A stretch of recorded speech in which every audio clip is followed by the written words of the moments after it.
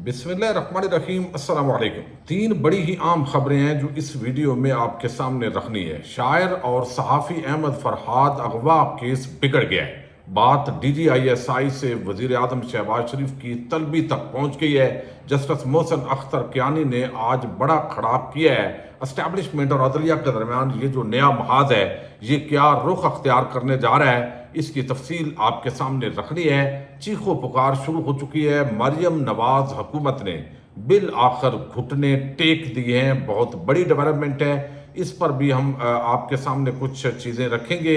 और इसके साथ ही हाल ही में एक रिहा होने वाली आम शख्सियत को बड़ा आम टास्क मिला है और उसका ताल्लुक इमरान खान के मिन्नत तरले से है, ये भी आपके सामने रखना है। और रात गए जो एक तहरीक इंसाफ के दफ्तर पर ऑपरेशन किया गया है और फिर एक मुकदमा बनाया गया, सरकार को पहला बड़ा धचका लगा है। इसी से हम वीडियो का आगाज़ करेंगे और मैं उम्मीद करूंगा कि आप वीडियो समाप्त करने के बाद हमेशा की तरह अपने कीमती फीडबैक से ज़रूर आगाह करेंगे।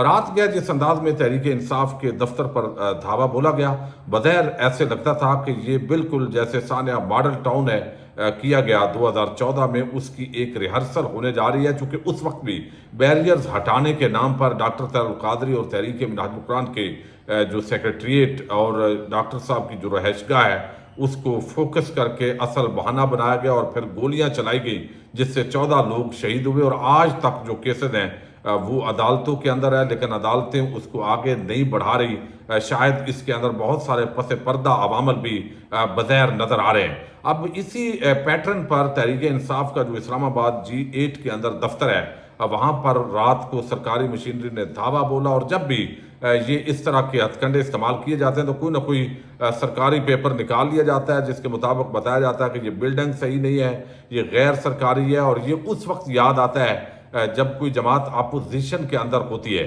तो बहरहाल ये सारा कुछ हुआ। रात गए ये तवक्को थी कि हैवी मशीनरी जिस तरह आई है और नो गो एरिया वो पूरा बना दिया गया, तो एक बड़ा तसादम हो सकता है। खुदा न खास्ता अगर तहरीक इंसाफ की बड़ी तादाद मुज़ाहमत करती तो यकीनी तौर पर एक नया सानिया मॉडल टाउन हो सकता था, लेकिन ऐसा जो है वो नहीं हुआ। आमर मुगल जो सदर हैं PTI इस्लामाबाद के, उनको गिरफ्तार किया गया। इंसदाद दहशतगर्दी एक्ट के तहत उन पर मुकदमा चलाया जो है वो बनाया गया और FIR के मुताबिक उन्होंने हवाई फायरिंग की और कार्य सरकार में मुदाखलत की।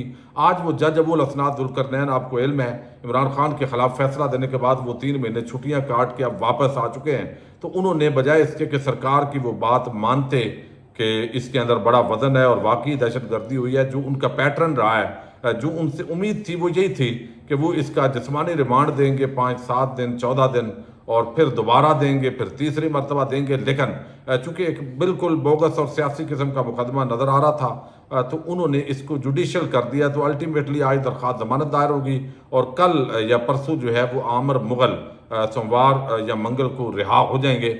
लेकिन ये पहला धचका लगा है सरकार को अदालती महाज पर। अच्छा, दूसरी जो बड़ी डेवलपमेंट है उसका ताल्लुक चौधरी परवेज इलाही से। चौधरी परवेज इलाही चंद दिन पहले रिहा हुए और कुछ उसके अंदर जो ख़ानदान टूटा हुआ था वो भी एक बड़ा आम किरदार था कि उस ख़ानदान को दरमियानी जो लोग थे वो मुतहर्रक हुए, जो ज़राए दावा कर रहे हैं कि उनको जोड़ा जाए। कुछ गलतफहमियाँ दूर करने के हवाले से बात हुई और इसके अंदर मैं समझता हूँ बेशक जो है वो काफ लीग जो शुजात हुसैन की है वो इख्तलाफ रखें, वो हुकूमत का हिस्सा हूँ, लेकिन ख़ानदान के अंदर जो इत्तफाक पैदा करना और चीज़ों को बेहतर करना ये यकीनन चौधरी बरादरान का राइट है और उनको चाहिए। सियासत अपनी अपनी है। अब इसके अंदर मुख्तलिफ चीज़ें हुई कि ये इमरान खान को रिप्लेस करेंगे, इमरान खान को धोखा देंगे। ये सारी चीज़ें जो है वो किस्से कहानी है। जो शख्स इतना जेल काट के आया है और पहले लोगों को एतमाद भी नहीं था और अब इस उम्र 78 साल की उम्र के अंदर ये इतनी सख्तियां बर्दाश्त करना एक ऐसे शख्स के लिए जिसकी सारी ज़िंदगी की सियासत प्रो एस्टैब्लिशमेंट हो, ये बड़ा मुश्किल होता है कि वो धोखा दे। फिर ये होता है कि इमरान खान को कोई भी धोखा देगा तो वो खुद माइनस होगा, इमरान खान माइनस नहीं हो सकता, क्योंकि इमरान खान एक ऐसा मकनातीस है जो उसके साथ जुड़ेगा वही प्लस होगा और जो जुदा होगा वही माइनस होगा। चूँकि असल जो अवाम है उसकी जो अटैचमेंट है वो इमरान खान के साथ है, ना कि पार्टी के किसी और शख्स के साथ है। अब यहाँ पे ये बताया गया, अजमल जामी सीनियर जर्नलिस्ट हैं और वो अपने ज़राए से और जो अपना उनका तज्ज़िया है वो मुझे बड़ा वज़नी लगा है कि इमरान खान को आइंदा उन्होंने बुलाया भी है اور پرویز الہی جو ہے وہ آج یا کل کسی بھی وقت عمران خان سے ملاقات کرنے کے لیے جائیں گے، اور بیسیکلی ایک آدھ اور شخصیت وہ بھی رہا ہو سکتی ہے جیسے شاہ محمود قریشی ہیں یا کوئی اور، تاکہ کسی طریقے سے عمران خان جو ہے ان کا جو منت ترلہ ہے وہ پراپر چینل کے ذریعے کیا جائے، منایا جائے، انگیجمنٹ کی جائے، اور کسی طریقے سے جو معاملات ہیں فیس سیونگ مل جائے طاقتوروں کو بھی، اور باقی جو ہے وہ حکومت ظاہر ہے بجٹ دے گی، اس کے بعد 2-4 مہینوں کے اندر اس کو چلتا کیا جا سکتا ہے، چونکہ فارم 47 کی حکومت جو ہے وہ IMF اور باقی جو بین الاقوامی ادارے ہیں وہ ان کو دھوکے سے بجٹ بنا بھی دیا جائے تو امپلیمنٹ کوئی نہیں ہونا، اور یہ چیزیں بظاہر نظر آ رہی ہیں۔ ہم نے دیکھا ہے سعودی عرب ہو، UAE ہو، دیگر جگہیں ہوں، وہاں سے یقین دہانیاں بہت آئی ہیں، لیکن سرمایہ کاری جو ہے وہ ابھی تک عملی طور پہ نہیں آئی، بلکہ سرمایہ کاری 50 سال کے کم ترین سطح پر اس وقت موجود ہے، اور یہ بات الٹیمیٹلی جو طاقتور حلقے ہیں ان کے گلے پڑ رہی ہے۔ تو چودھری پرویز الہی کا اب عمران خان اور اسٹیبلشمنٹ کے مابین معاملات کو بہتر کرنے کے حوالے سے جو ہے وہ انتہائی عام کردار جو ہے وہ ہوگا۔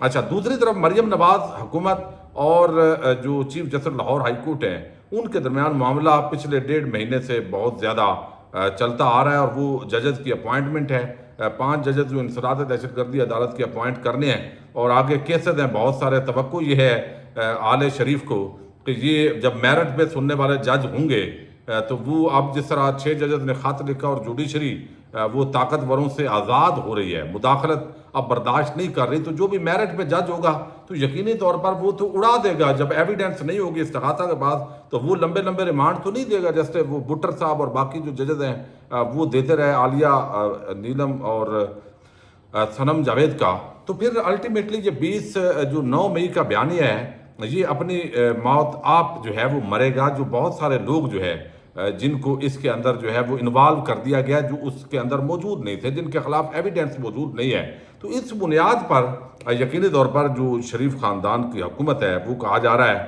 کہ وہ کسی طرح ججز جو ہے وہ 3 نام دے کے تو ایک جو ہے وہ سلیکشن چاہتی تھی، لیکن chief justice Lahore high court جو ہے وہ ڈٹ گئے، ملک شہزاد صاحب۔ اب بالآخر اسناد ملک صاحب نے عام سٹوری دی ہے کہ وہ گھٹنے ٹیک دیے گئے ہیں، اور اب باقاعدہ طور پہ آج یا کل یہ بھی نوٹیفیکیشن جاری ہوگا جو لاہور ہائی کورٹ کے چیف جسٹس نے ججز کو بھیجا ہے۔ بعد ازاں ممکن ہے پنجاب حکومت اس کو سپریم کورٹ آف پاکستان کے اندر چیلنج کرے کہ ہماری مشاورت جو ہے وہ پوری نہیں لی گئی اور اس طریقے سے معاملہ نہیں ہوا، تو الٹیمیٹلی قاضی صاحب کا جو پوائنٹ آف ویو ہے وہ بھی پنجاب حکومت جو ہے اس کے موقف کے قریب دکھائی دیتا ہے۔ بہرحال ایک مرتبہ یہ جو chief justice Lahore high court ہیں ان کے سامنے گھٹنے سمجھیں ٹیک دیے گئے۔ اچھا، دوسری جو بڑی ڈیولپمنٹ ہے وہ آج شاعر اور صحافی احمد فرحاد کیس کے اندر ہوئی ہے۔ آپ کو علم ہے جسٹس محسن اختر کیانی مسلسل جو ایجنسیز ہیں ان کو اس حوالے سے وہ ان پر الزامات ہی نہیں لگا رہے، بلکہ جو اس وقت ان کے حوالے سے بہت ساری چیزیں آ رہی ہیں، اور 6 ججز جن کے ساتھ جو بھی تھی ان کو پتہ ہے کس طریقے سے ایجنسیز مداخلت کر رہی ہیں، تو جو احمد فرحاد ہیں ان کو آج بھی پیش نہیں کیا گیا۔ اب اس پر جو جج ہیں وہ بڑے برہم ہوئے ہیں، اور اب یہ بات DGISI سے ہوتی ہوئی وزیر اعظم تک پہنچ رہی ہے، اور ایک اور آپ کو علم ہے پیمرا نے کہا کہ صحافی رپورٹنگ نہیں کر سکتے، اور پھر جو چینلز ہیں وہ چلا نہیں سکتے جو عدالتی کارروائیاں ہیں، تو اس کا جو حل ہے وہ بھی آج جسٹس محسن اختر کیانی نے بتایا کہ ہم نے نکال لیا ہے۔ کوئی بات نہیں، یہ اپنا کام کریں، ہم اپنا کام کریں گے، اور اب لائیو سٹریم ہوں گی جو اسلام آباد ہائی کورٹ کی لاپتہ افراد کے جو کیسز ہیں۔ انہوں نے کہا یہ صرف ایک شاعر احمد فرحاد کا معاملہ نہیں، یہ پوری پاکستانی قوم کی اغوا کا معاملہ ہے، یعنی قوم کو اغوا کر لیا گیا ہے، یہ اس طرح کا معاملہ ہے۔ اچھا، اب انہوں نے جو کچھ آج ریمارکس دیے ہیں یہ الٹیمیٹلی معاملات، یہ بھی ایک اسٹیبلشمنٹ اور عدلیہ کے درمیان ایک بڑے محاذ آرائی کا جو ہے وہ سلسلہ ہے، اس کی ایک کڑی ہے۔ اب وہ کہتے ہیں محسن اختر کیانی صاحب کہ یہ احمد فرحاد کی بادیابی کا کیس نہیں رہا، یہ پوری قوم کی بادیابی کا مقدمہ ہے۔ سیکرٹری دفاع، چونکہ یہ ساری ایجنسیز جو ہے وہ بیسیکلی تو وزیر اعظم کے انڈر ہوتی ہیں، لیکن سیکرٹری دفاع کے نیچے فوج ہوتی ہے، تو اب انہوں نے کہا سیکرٹری دفاع آئندہ سماعت پر تیاری کے ساتھ پیش ہوں اور عدالتی سوالات کے جواب دیں۔ سیکرٹری دفاع نے عدالت کو بتایا ہے کہ ISI کام کیسے کرتی ہے، یہ بتانا ہے سیکرٹری دفاع نے۔ پھر ISI کے انٹرنل ونگ کیسے ہے، یعنی ورکنگ کیسی ہے، ریاست کے فنڈز استعمال ہوتے ہیں، سوال सेक्टर कमांडर्स की क्या जिम्मेदारियां हैं, उनके नीचे कितने लोग काम करते हैं। अब एजेंसियां छुप कर नहीं रहेंगी बल्कि सामने और स्ट्रक्चर होंगी। ये पुलिस वाले वर्दियों में क्यों खड़े हैं? ये कोई पागल हैं? ये इदारे काम करके कौम पर एहसान नहीं कर रहे? जब इदारों का एहतसाब ना हो और एहतसाब का तरीकाकार मौजूद ना हो तो फिर मसला होता है। यानी आपको इल्म है बजट के भी इशूज़ हैं, एजेंसीज को कहाँ से जाता है, कितना जाता है, कोई उसकी मालूमात भी नहीं होती। और फिर जो कुछ कारोबारी मामलात हैं, आपको इल्म है हमारे इदारों के, उस पर भी अक्सर तनकीद होती है। तो इस सारे तनादर के अंदर जो सेक्टर कमांडर है उसकी क्या जिम्मेदारियाँ हैं, DGISI की क्या जिम्मेदारियाँ हैं, ये वर्किंग कैसे होती है, ये सारी चीज़ें ज़रा सामने लेके आएँ। और बजट ये जब सरकार का जाता है तो ये जवाब दे क्यों नहीं है? जब टैक्स पेयर का पैसा उस पे तनख्वाहें और मराहत मिलनी है तो जवाबदेह भी आवाम को नहीं है, अदालत को नहीं है, तो ये बात समझ में आने वाली नहीं है। फिर उन्होंने कहा कि DGISI किसके नीचे काम करता है, ये सवाल किया गया। तो ये बताया गया अटार्नी जनरल की तरफ से वो वज़ीर आज़म के मातहत होते हैं। ये तो फिर बहुत आसान हो गया, हम वज़ीर आज़म को भी बुलाकर पूछेंगे कि आपके नीचे काम करने वाली एजेंसीज कैसे काम कर रही हैं। फिलहाल नहीं बुला रहे, ये हमारे पास आखिरी रास्ता होगा। यानी मकसद ये है कि हम मौका दे रहे हैं और अपने आप को सुधारें, और ये चीज़ें जो है वो ज़्यादा देर नहीं चल सकती।